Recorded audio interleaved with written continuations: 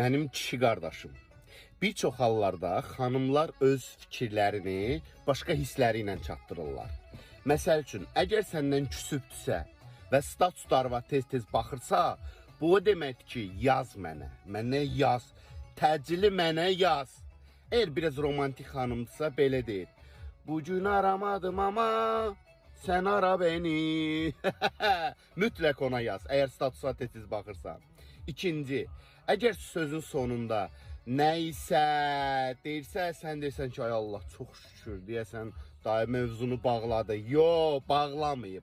Bağlamayıb, o hazırlaşır, bütün hirsini kusacaq sənə. Sən üzr istə. Denən ki, bağışla, qadan alaram. O nəysə deyirsə, raketi hazırlayır. Raket gələcək. Və əgər sənə yox, istəmirəm bu sözləri sənə hissli şəkildə deyirsə, davanın ortasında yox deyirsə, bu demək ki, hə. Yəni sən yox deyib getmə, ona yox kimi baxma. İstəmirəm deyirsə, o demək ki, istəyirəm, amma təkrar elə. Təkrar elə, yenə təklif elə, yenə təklif elə. Ondan sonra səndən barışacaq.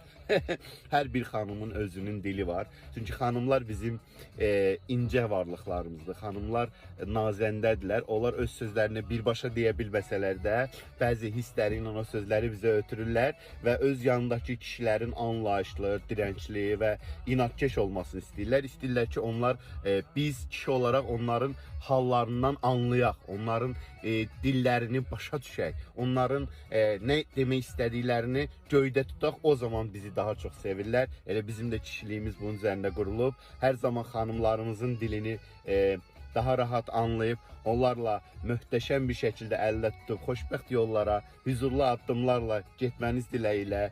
Xoş qalın mənim əziz dostlarım.